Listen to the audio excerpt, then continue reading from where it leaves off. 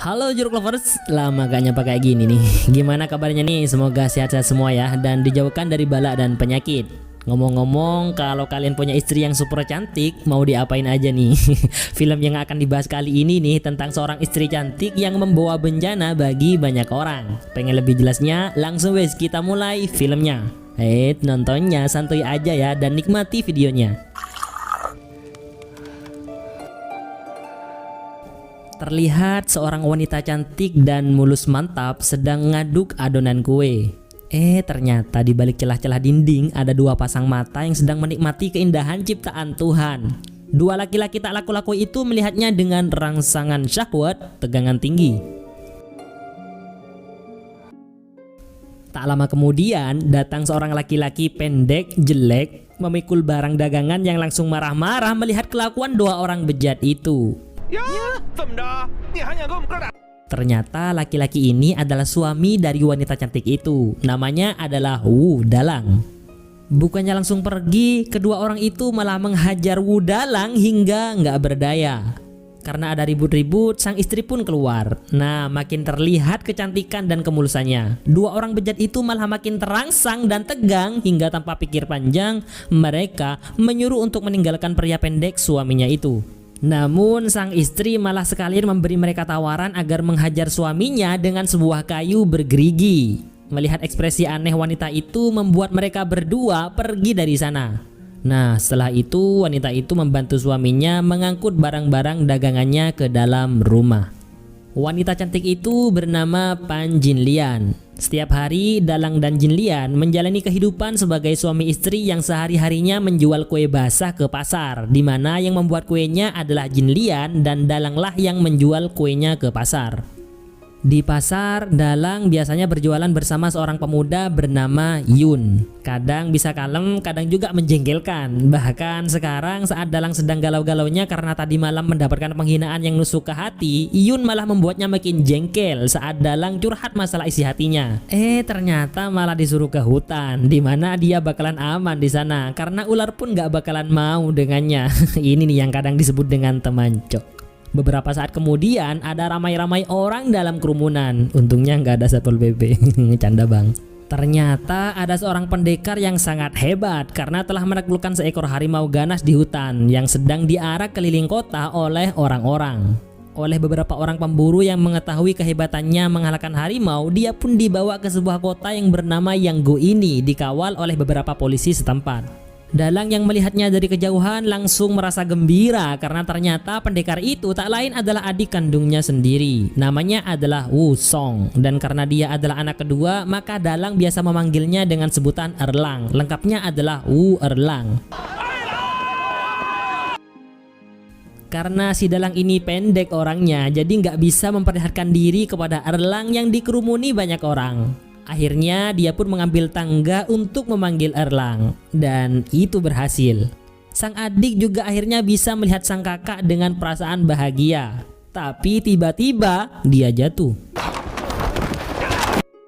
Erlang pun langsung turun dari tandunya dan langsung menghampiri sang kakak tercinta. Pertemuan dua saudara bermarga Wu setelah sekian lama berpisah membuat mereka berdua semakin bahagia. Erlang terkejut melihat sang kakak berada di kota yang bernama Yanggu ini, padahal dia dulu berada di sebuah kota yang bernama Xinghe. Usut punya usut, ternyata Dalang dan istrinya pindah ke kota Yanggu ini gara-gara mengalami pelecehan dan penghinaan dari tetangganya dulu di kota sebelumnya. Setelah itu, Erlang langsung ikut sang kakak ke rumahnya, meninggalkan para prajurit yang akan membawanya ke pejabat di daerah ini untuk diberi sebuah jabatan. Di rumah, istri mulusnya yang sudah menunggu kedatangan Dalang heran kenapa dagangan masih banyak kok sudah pulang. Akhirnya Dalang memberitahunya kalau adik kandungnya yang seorang pendekar hebat akan datang dan tinggal di sini. Dengan begitu tak akan ada lagi yang berani mengganggu dan menindasnya lagi. Tak lama kemudian Erlang datang dengan membawa arak untuk diminum bersama. Nah, inilah momen gelap dan bahaya yang menyelimuti aura kebahagiaan ini. Jinlian melihat adik iparnya dengan tatapan panas penuh hasrat.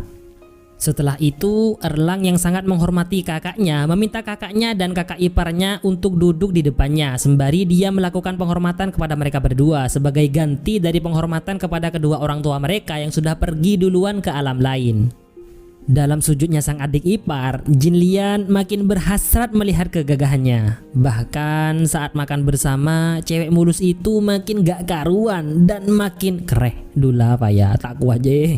Setelah mabuk-mabukan bersama, akhirnya tibalah saatnya untuk kembali ke kamar. Dalang yang sedikit teler karena mabuk arak sedang ingin melakukan permantapan dengan sang istri. Namun Jin Lian menolaknya dengan alasan Dalang lagi mabuk, jadi kurang greget kalau main sekarang. Padahal dia lagi kepikiran sama si adik ipar. Dalam gelapnya malam, sendiri dalam sepi, Jin Lian mengaduk-aduk adonan dengan perasaan penuh syahwat dan juga penuh ketakutan. Pasalnya semenjak bertemu dengan Erlang, hatinya kembali merasakan apa yang selama ini dia inginkan. Kebahagiaan duniawi yang diidam-idamkan para wanita, apalagi secantik dan semulus dirinya, yaitu lelaki tampan, gagah, dan mantap. Malam itu dia mengingat kenangan masa lalu, sebuah keadaan yang membuatnya berada di tempat ini. Waktu itu di siang hari di sebuah kota bernama Singhe, Jin Lian adalah seorang pelayan di rumah salah seorang bangsawan. Dengan kecantikan dan kemuliaan tubuhnya membuat sang majikan kehilangan kendali, nggak bisa nahan syahwatnya untuk memantap-mantap Jin Lian. Dan pada akhirnya Jin Lian masuk ke lembah kenikmatan duniawi. Saat masih tegang-tegangnya aliran permantapan, tiba-tiba istri bangsawan itu datang menghentikan mode panas mereka berdua. Dan parahnya lagi, sang majikan malah menuduh Jin Lian yang telah menggodanya. Akhirnya istri bangsawan yang murka membuat Jin Lian harus menikahi orang terjelek dan tua di kota itu sebagai hukuman atas perbuatannya. Dan dia harus mau, kalau enggak dia akan dimasukkan ke dalam penjara. Orang yang jelek itu tak lain adalah Wu Dalang. Pernikahan gak sebanding itu membuat Jin Lian dan Dalang selalu dihina dan dilecehkan oleh tetangga sekitar. Hingga akhirnya mereka berdua pindah ke kota Yanggu ini. Nah gitu cerita awal Jin Lian menikahi Dalang yang dijuluki kurcaci di kotanya. Setelah itu Jin Lian berniat melakukan pengintipan kepada Erlang yang saat itu ternyata sedang mandi. Tubuh kekarnya yang terlihat glowing saat terkena siraman air dan pantulan cahaya membuat Jin Lian semakin bahkan dengan berani lagi dia ingin mengelap tubuh sang adik ipar yang lagi basah. Untungnya sang adik ipar menolak dan sangat menjaga adabnya. Keesokan harinya saat Erlang akan membantu kakaknya berjualan kue ke pasar, tiba-tiba saja datang beberapa prajurit pemerintahan memberitahu bahwa Erlang sang penakluk harimau resmi diangkat menjadi kepala polisi saat ini juga. Bahkan seragamnya diberikan langsung kepada Erlang. Melihat itu, Dalang sangat bangga kepada adiknya, dan ini juga semakin membuat Jin Lian kelepek-kelepek, kelepek. Beberapa waktu kemudian, Erlang menumpas beberapa kasus kejahatan, penculikan, rencana permantapan, dan lainnya dengan kemampuan hebatnya yang dengan sigap dan tanggap melawan para penjahat-penjahat itu. Sehingga dia semakin terkenal dan dihormati oleh orang-orang, di samping juga karena tata keramanya yang sangat baik. Intrik bahayanya akan dimulai di sini nih. Suatu malam di tempat wisata kelamin ada seorang bangsawan kaya raya bernama Si Mensing. Dia sedang dalam keadaan galau karena bosan tidak menemukan gadis terbaru di tempat pelacuran ini. Padahal istrinya sudah banyak dan cantik-cantik. Akhirnya Bu Germo datang menghampirinya untuk menenangkan hatinya. Dan bagaikan bisikan setan, Bu Germo menyarankan untuk Si Men agar mencari sensasi lain untuk menemukan gadis yang bisa membuatnya puas. Dengan pepatah khas Cina, Bu Germo mencuci otak Si Men. Istri yang sah tak sebagus istri tak sah. Istri tak sah tak sebagus pelacur, dan pelacur tak sebagus dari yang dicuri. Nah artinya Bu Germo menyarankan Si Men untuk mencuri wanita. Mungkin dengan cara itu dia akan menemukan sensasi yang berbeda dari sebelumnya.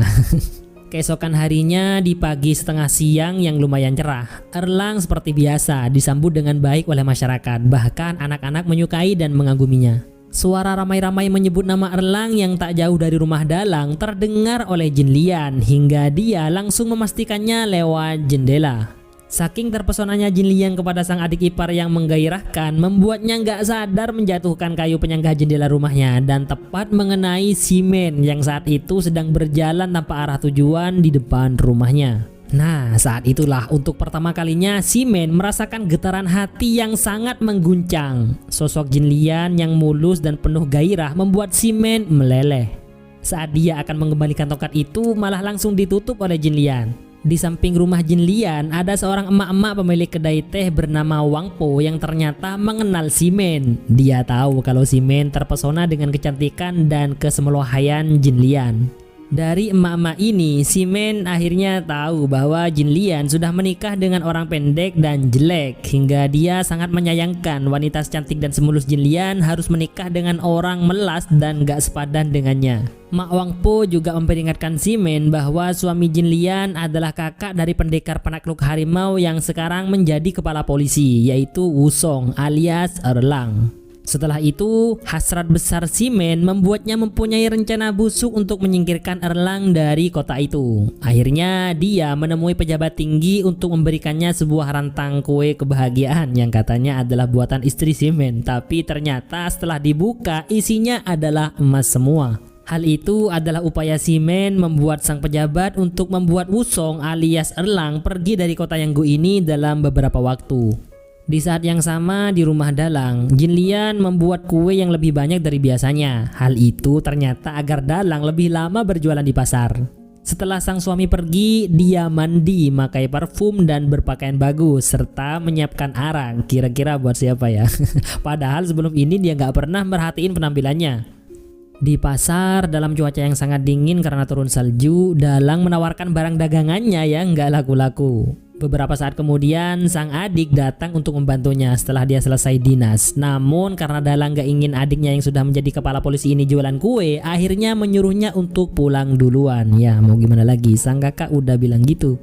Nah, saat sampai di rumah, Erlang disambut dengan meriah oleh kakak iparnya. Ternyata ini nih yang ngebuat dia tiba-tiba berdandan cantik. Ya emang udah cantik sih, tapi lebih bersih dan glamor dari sebelumnya. Selain itu, makanan pun juga enak-enak, gak seperti biasanya. Dan itu hanya untuk membuat Erlang tergoda dengannya. Bahkan dia tanpa malu dengan berani menyuapi Erlang. Tapi untungnya ditolak mentah-mentah olehnya. Erlang melihat ada gelagat aneh dari kakak iparnya ini. Untungnya bukan admin yang ada di posisi itu. Canda bang. Segala macam jurus rayuan dikeluarkan oleh Jin Lian untuk menjerat Erlang ke dalam lubang setan. Tapi emang mantep nih pendirian Erlang yang sangat menjunjung tinggi adab dan tata krama. Dia nggak mau bermaksiat dengan istri dari kakaknya. Semakin Erlang menjauh, semakin lengket Jin Lian mendekatinya karena syahwatnya udah ada di ubun-ubun. Pelukan panas dari Jin Lian bukannya membuat Erlang terangsang, tapi malah semakin marah dan murka kepada kakak ipar yang nggak ada akhlak itu. Bahkan dia nggak segan-segan akan membantai Jin Lian jika terdengar rumor gak baik tentang dirinya. Tak lama setelah semua ketegangan itu, Dalang datang dengan barang dagangannya. Jin Lian yang gak kuasa menahan malu dan sakit hati terhadap Erlang malah memfitnah adik iparnya itu dengan mengatakan pada Dalang bahwa Erlang telah mencoba melakukan enak-enak pada Jin Lian. Tapi Dalang gak percaya gitu aja. Sekarang Erlang akhirnya tahu sifat asli dari si Jin Lian. Keren. Mulai dari sinilah terjadi konflik yang berkepanjangan yang sangat hebat dalam keluarga ini, di mana Jin Lian mengutarakan semua isi hatinya kalau dia sudah enak mempunyai suami yang jelek, pendek, tua lagi. Erlang malah makin murka sama si Jin Lian yang secara terang-terangan menghina kakaknya, tapi Dalang menetralisir suasana hingga membuat Erlang gak jadi marah. Tak lama kemudian seorang prajurit datang menemui Erlang agar segera menemui pejabat untuk diberikan sebuah tugas keluar kota. Keesokan harinya tibalah saatnya untuk Erlang akan pergi keluar kota untuk mengantarkan sebuah barang atas perintah dari pejabat di kota Yanggu ini, di mana itu semua merupakan bagian dari rencana Si Men untuk menyingkirkan pendekar harimau yang tak lain adalah adik dari Dalang, suami dari wanita yang diincar olehnya, agar dia bisa mencari-cari kesempatan dalam kesempitan untuk mendapatkan Jin Lian. Sebelum pergi, Erlang yang merasa khawatir dengan kakak iparnya yang ternyata nggak ada akhlak, berpesan kepada kakaknya untuk berhati-hati menjalani kehidupan tanpa dirinya. Meski cuma beberapa minggu, namun kini Dalang akan mengalami masa-masa sulit. Hari berikutnya, Si Men kembali mendatangi Wang Po agar membantunya mempertemukannya dengan Jin Lian. Awalnya sok jual mahal sih, tapi saat udah dikasih sebatang perak, wajahnya makin terlihat licik. Tapi dia masih aja berlagak sok polos, seakan-akan satu batang itu masih kurang. Akhirnya Si Men berjanji akan memberinya lebih banyak lagi jika dia mau membantunya mendapatkan Jin Lian.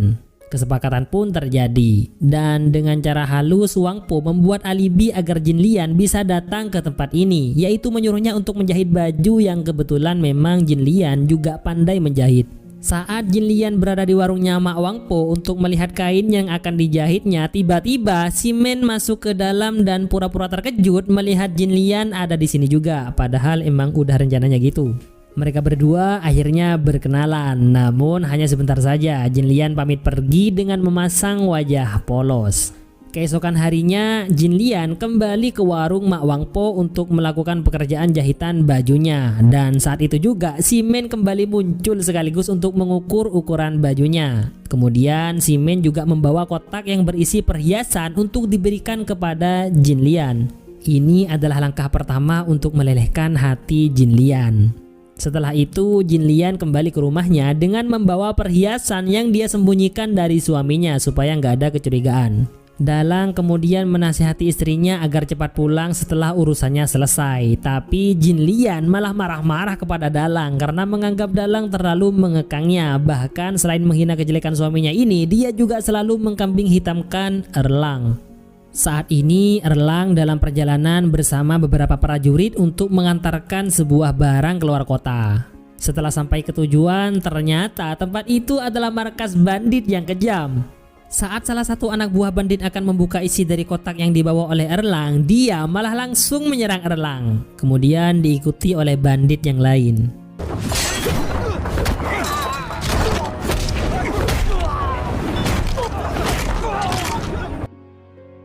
Pukulan mantap Erlang menghempaskan beberapa musuhnya hingga menjatuhkan kotak barang, dan ternyata isinya adalah batu. Semua ini memang adalah rencana untuk membunuh Erlang. Para bandit ini dibayar oleh si Men untuk mengantarkan Erlang ke alam lain.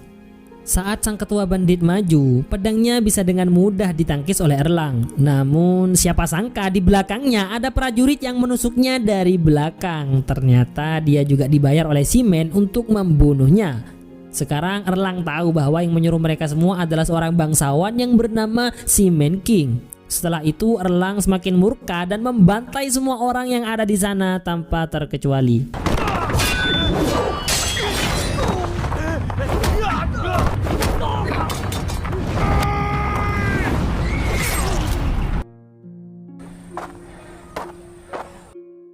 Sementara itu Jin Lian yang sudah semakin terpikat dengan si Men, yang mana selain cakep dia juga sultan dengan harta yang melimpah, akhirnya kembali melakukan pertemuan. Namun kali ini Jin Lian semakin berani dari sebelumnya, yang mana sebelumnya masih malu-malu padahal mau. Pertemuan kali ini sama dengan sebelumnya, yaitu dengan modus membuat pakaian, tapi tampilannya saat ini lebih bagus dan ngejreng. Dengan sok malu-malu, si Men mengawali pembicaraan dengan jurus rawian gombal ala-ala zaman dulu. Setelah terkena pukulan tongkat darimu, rasanya sebagian dari jiwaku telah menghilang. Acia.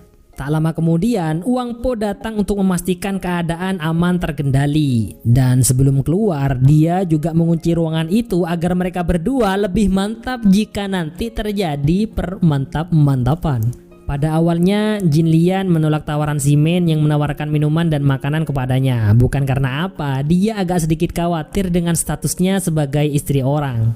Dalam suasana berdua itulah ada setan di tengah-tengah mereka, cuman gak kelihatan. Si Men kemudian sengaja menjatuhkan sumbitnya untuk melihat Jin Lian lebih dekat lagi.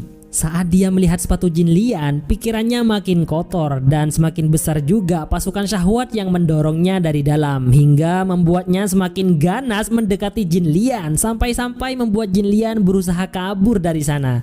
Tapi untungnya pintunya dikunci oleh emak-emak latnat itu. Dalam kesempitan itu, si Men berusaha mendapatkan kesempatan untuk memantap-mantap cewek mulus itu dengan paksa, hingga tanpa sengaja Jin Lian menampar si Men yang lagi dalam mode sakne. Akhirnya jurus terakhir dikeluarkan oleh si Men, rayuan tingkat tinggi yang udah memakan banyak korban. Aku janji nggak akan ninggalin kamu, apapun yang kamu mau bakalan aku turutin. Sumpah seumur hidupku akan aku bahagiakan dirimu. Nah, dengan mode fuckboy itu baru deh Jin Lian kelepak-kelepak hingga lupa kalau dia udah punya suami. Dan terjadilah hal yang diinginkan. Yang awalnya ingin buat baju malah jadi buka baju. Tak lama kemudian Wang Po datang lagi dengan membuka gembok pintu dan seolah-olah terkejut dengan adanya kasur bergoyang, dia berteriak hingga membuat Jin Lian yang lagi dalam mode penerbangan ketakutan. Dan inilah saatnya Wang Po melancarkan rencana terakhir, yaitu mengancam Jin Lian untuk selalu menjadi permantapan bagi si Men kapanpun dia butuh dan harus setia kepadanya. Jika nggak mau, maka kejadian ini akan disebarluaskan kepada orang-orang. Kena deh sama rencana busuk si Wang Po. Setelah itu Jin Lian pulang ke rumahnya dalam keadaan berkeringat dan sedikit gemetar, takut ketahuan suaminya kalau dia sudah bermantap-mantap pria dengan laki-laki lain. Dalang dengan lembut menasihati Jin Lian agar jangan sering-sering main ke warungnya Mak Wang Po. Kenapa? Karena ternyata orang-orang di sini sudah pada tahu semua kalau Mak Wang Po itu sering mempertemukan dua kelamin lain jenis di tempatnya. Oleh karena itu, Dalang khawatir sang istri masuk dalam lingkaran setan itu. Dan Jin Lian kembali marah-marah lagi untuk yang kesekian kalinya. Hal itu dia lakukan untuk menutupi perbuatan bejatnya. Keesokan harinya, Jin Lian diam-diam pergi lagi ke warungnya Mak Wang Po saat suaminya sedang mencari nafkah untuk keluarga. Namun kali ini Jin Lian kepergok oleh teman Dalang, yaitu Yun, saat Jin Lian memasuki warungnya Mak Wang Po. Karena penasaran, Yun akhirnya mengambil tangga untuk melihat dari atap rumah, dan dia pun melihat sesuatu yang sangat mantap. Proses bertemunya dua sel. Setelah melihat itu semua, Yun pun akhirnya langsung pergi menemui Dalang yang masih jualan di pasar. Mendengar berita pahit itu, Dalang pun langsung bergegas menuju warungnya Mak Wang Po meninggalkan barang dagangannya. Selake alako, sebini alake. Saat sampai di depan warung, Yun berusaha mengelabui Wang Po agar Dalang bisa masuk ke dalam.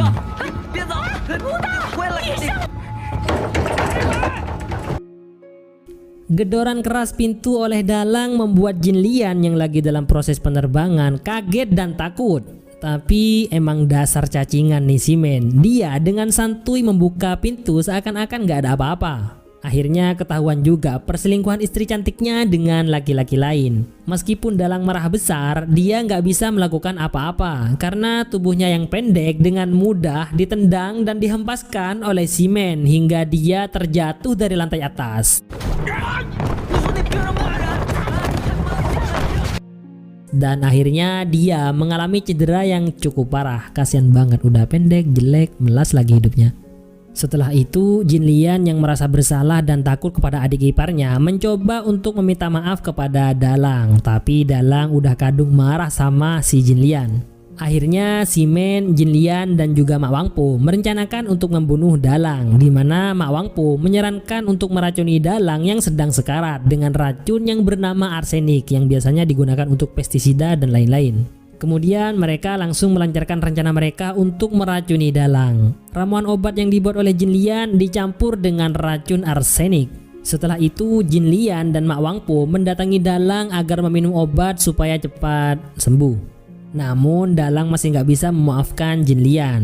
Sejurus kemudian Mak Wang Po merayu dan membodohi Dalang bahwa Jin Lian telah ditipu oleh si Men hingga pada akhirnya Dalang mau memaafkan istrinya. Barulah dia meminum obat dari Jin Lian yang ternyata adalah racun. Merasa aneh dengan rasanya, Dalang agak curiga dan berhenti sejenak sebelum akhirnya Mak Wang Po dengan ganas mencekokinya ke mulut Dalang hingga habislah semua racun itu diminum oleh Dalang. Akhirnya Dalang semakin sekarat hampir mati. Tak sampai di situ, kekejaman dua wanita ini semakin menjadi-jadi dengan menyekap Dalang yang sudah sekarat itu dengan selimut hingga akhirnya dia menghembuskan nafas terakhirnya dalam keadaan yang sangat tak terhormat dan sangat mengenaskan.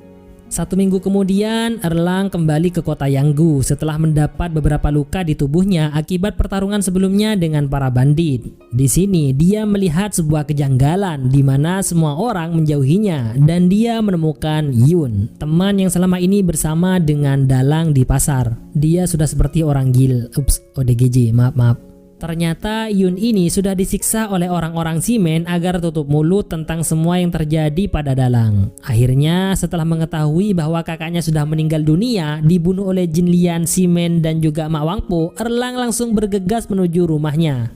Di sana sudah ada altar pemakaman Wu Dalang. Tak lama kemudian Jin Lian datang dengan pakaian berduka cita khas Cina. Dia menangis di depan Erlang sebagai rasa berduka atas kematian Dalang, padahal dialah Dalang pembunuhnya. Dari sini Erlang baru tahu kalau kakaknya mati karena sakit di bagian hatinya. Bahkan jasadnya sudah diotopsi dan dikremasi atau dibakar oleh orang-orang pemerintahan.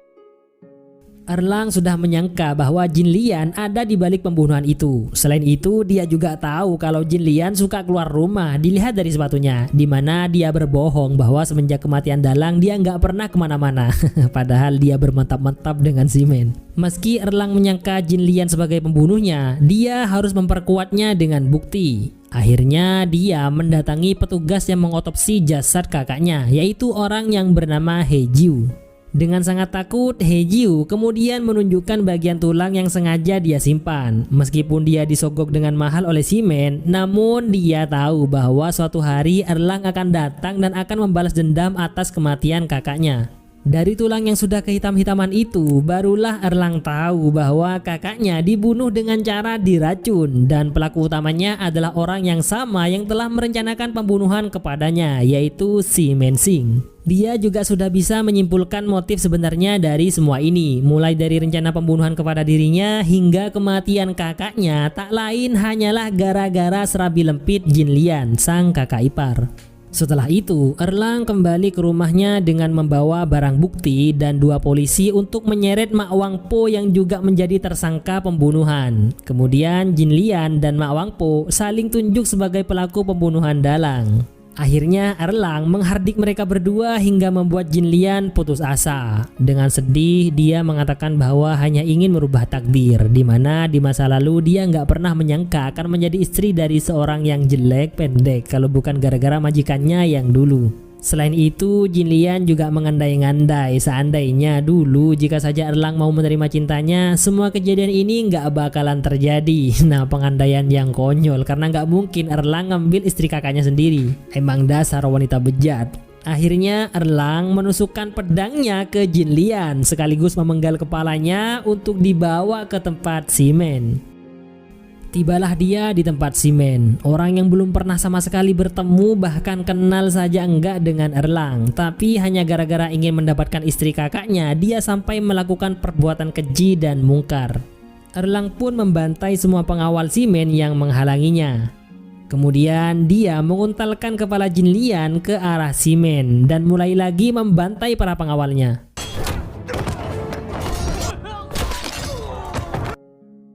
Dan akhirnya dia bertarung dengan Simen, di mana secara kemampuan bertarung dia jauh di bawah Erlang, tapi dia masih mempunyai banyak pengawal yang melindunginya dengan bayaran yang mahal.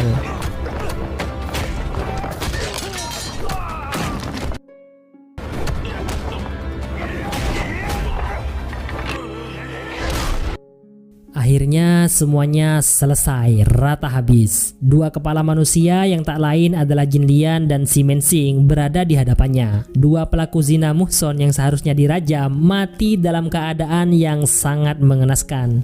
Legenda sang pendekar penakluk harimau membantai ratusan orang akan menjadi sejarah yang akan terus diingat dari generasi ke generasi. Wu Song.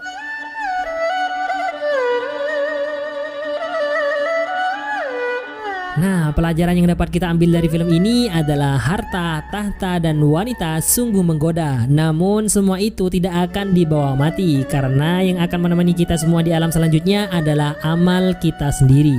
Itu aja untuk kali ini. Terima kasih sudah setia bersama kami. Semoga bermanfaat dan terhibur tentunya. Dan sampai jumpa di video ulasan film menarik lainnya dari channel ini.